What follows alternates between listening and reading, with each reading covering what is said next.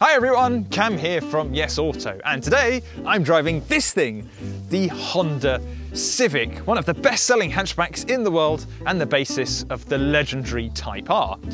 But as you might know, it's actually getting a little bit long in the tooth at the moment, and we're expecting a new one to come along very soon, which means you should be able to pick up a few deals on outgoing models like this in the very near future on yesauto.com. So what I want to find out today is whether you should go out and buy a Civic in 2021. But before I get into the review, remember to hit the like button and subscribe for more awesome videos just like this one.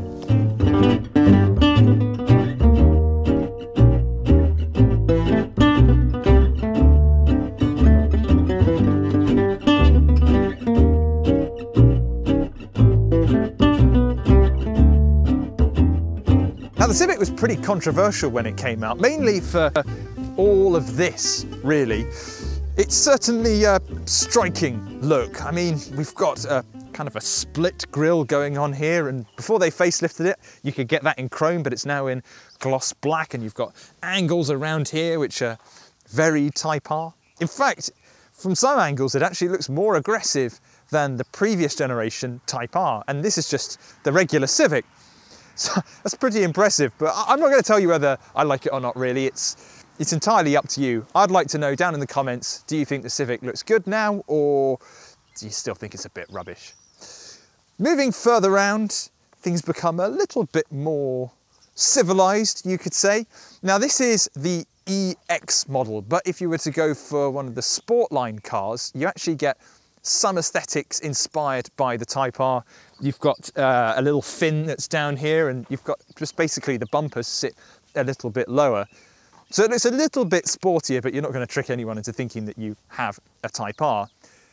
And then it kind of gets a bit more interesting back here. Not only have we got this kind of faux little wing at the top of the boot, and also another one down here, it's actually kind of a saloon meets hatchback. Now you can actually get a saloon version of this, but even though it looks kind of like a saloon, this is a hatchback boot. Now the back end is just as wild as the front, really, because you've got all these crazy lines, particularly around here. And you've got these strakes that are actually mirrored at the front of the car, and those were introduced on the facelift. Now we've got the hatchback boot, and because it's a hatchback, you've got this nice big wide loading area with a relatively high load lip, but it's not too bad. Now what we've got here is 478 litres of storage, which is actually bigger than what you get on the Volkswagen Golf and also the new Seat Leon. But you do get more on a Skoda Octavia. Nevertheless, we have storage underneath the floor, and it's a huge storage bin, so you can chuck, I don't know, you could probably get 2 overnight bags in there. It's that big. And you may have noticed that there's no actual proper parcel shelf. There's a bit of a flimsy one up here. But it's because you have a retractable load cover, which you can just pull out like this and attach with relative ease. How handy is that? It's an incredibly cold day today, but luckily I've got this 1 litre 3-cylinder petrol engine to keep me nice and warm. And when you're really going for it, it'll produce 124 brake horsepower, and you can get it with either a 6-speed manual or a CVT. There's also a 1.5 litre motor producing 180 brake horsepower if you want a bit more grunt. And again, that's connected up to a 6-speed manual or a CVT. Now, remarkably though, there are no diesels, although it doesn't really come as a huge surprise, but you can't get a hybrid option either. That'll probably all change though when this gets a completely new version in the next year or two. Now, if you go into a Honda showroom today, you'll have 5 different trim levels to choose from when it comes to buying a new Civic. So it starts off with the SE, and that starts at £21,600 and goes all the way up to £27,000 for the EX Sportline. Now the SE is reasonably well equipped, but if you spend a little bit more and go for the SR, you get a better infotainment system. More on that in a little bit.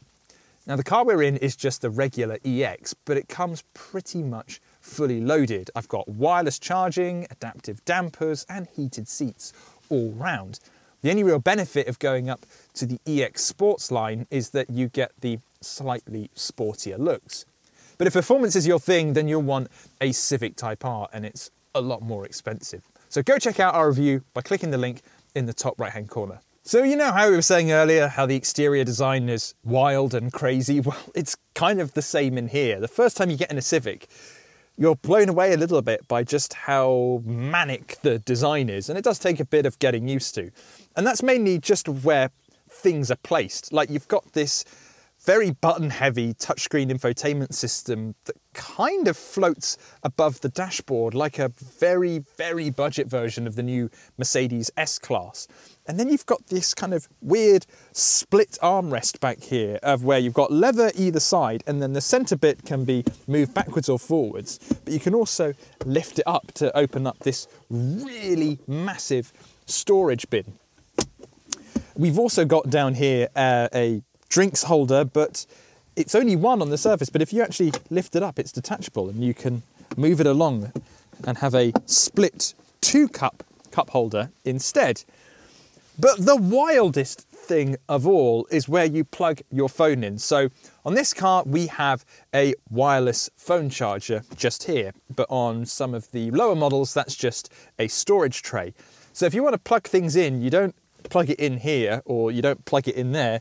You actually have to get a cable and plug it in below the center console in this kind of hidden tray area.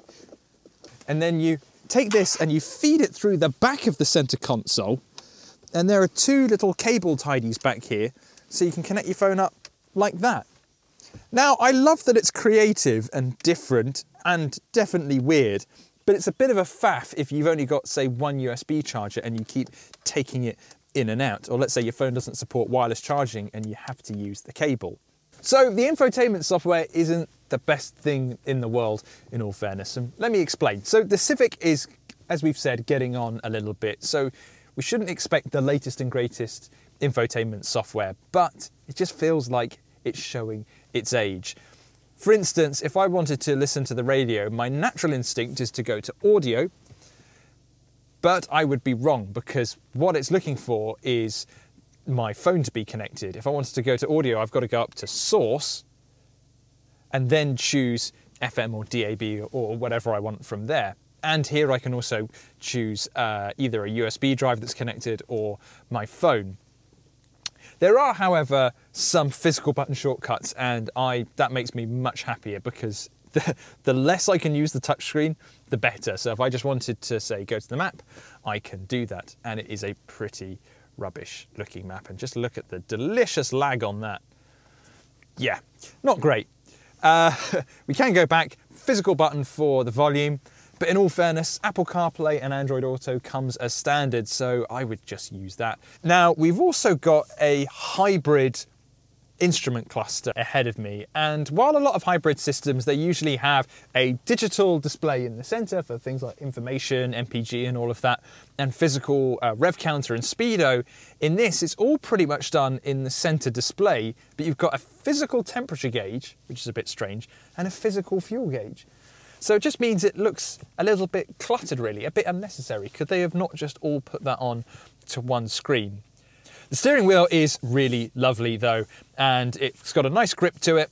We've got pretty nice buttons on here. They're a little bit wobbly, but build quality is not too bad. This is the back of the Civic, and it's actually very spacious. So the driver's seat is in my position, and I'm just under 6 foot, but legroom is really good. I think this is one of the best in class really. There's lots of space. Headroom, meanwhile, if I kind of lean forward a little bit, it's really good. Again, if I was over 6 foot, I would still have quite a long way to go. But if I lean back, it does get a little bit tighter because there's a beam that kind of runs along the back of the roof and where the boot connects. So you can't really lean back if you're, again, around 6 foot. The rest of the car it's a bit boring. It's not exactly exciting back here, not that it needs to be, but I've got a racing flag checkered pattern on the back of the seats, which are very exciting. And there's no connectivity in the console back here, but on this car we've got the heated seat controls, so if I want a warm bum, I've got it.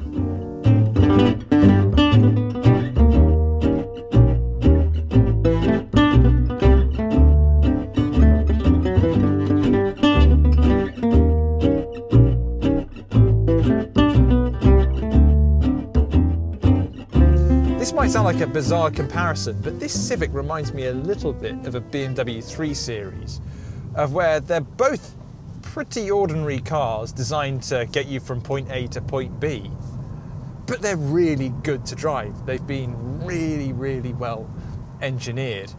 So I'm on a very twisty B road at the moment.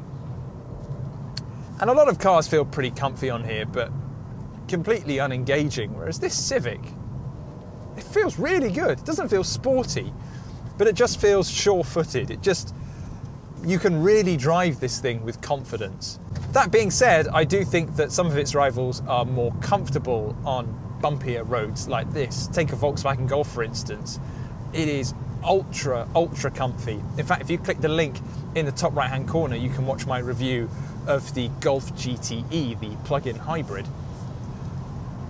So I do think that there are more comfortable cars out there, but they're also a bit more numb. I think if you're a driver and you're after just a regular hatchback to go back and forth with, I do think this Honda is really very good.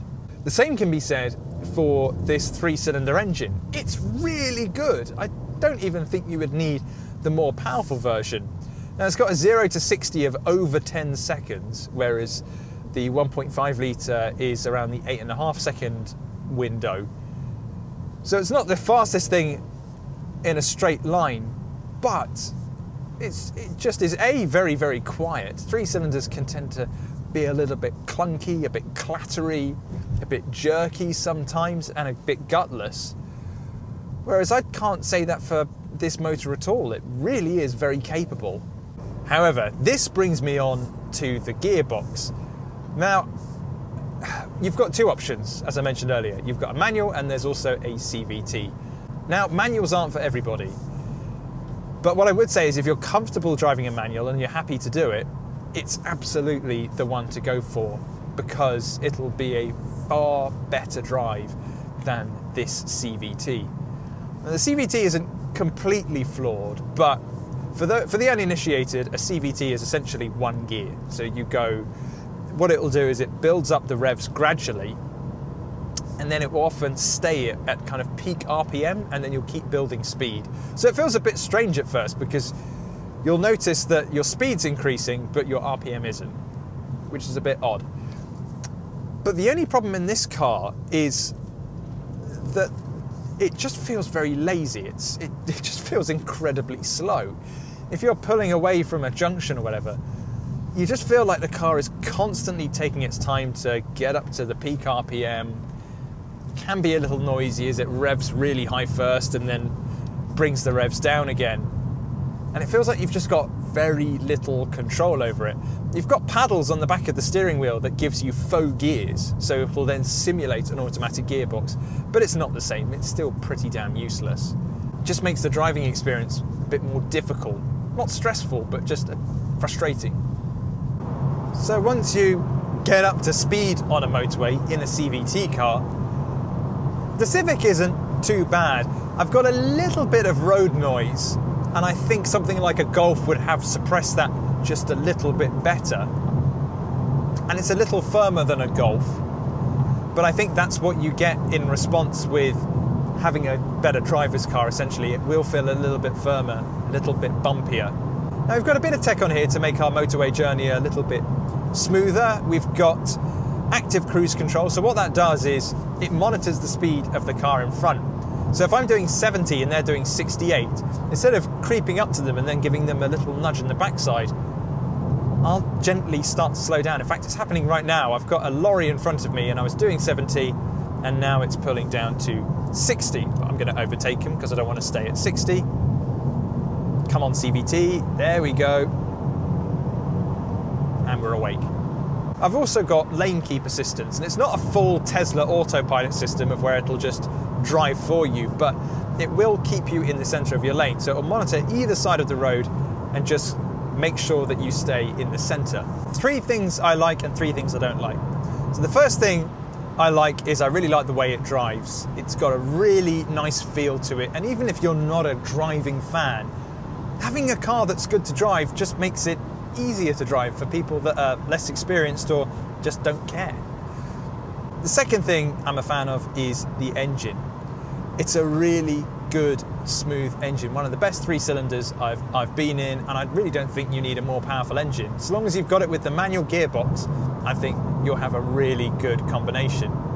And the third thing is the practicality. It's got a really nice big boot, bigger than a lot of its rivals, and you've also got quite a lot of space in the back as well. So 3 things I don't like. First of all, this CVT gearbox is really not very good. It's dim-witted, and it just takes a long time to get up to speed.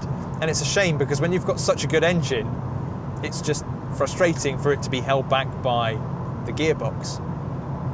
The second thing is the infotainment system, which is just out of date now.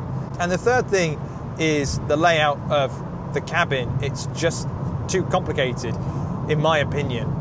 But unfortunately, one of the things holding the Civic back now is that it's an old car. It costs £21,000, and you can pick a Golf up for about the same amount of money, a Seat Leon for around the same, and as well a Skoda Octavia. And I hate to say it, they're all better cars to go for right now. If you wanted a new car, they would be superior in pretty much every single way. But we've got a new Civic coming out very soon. There's a chance it might even be later this year or early next year.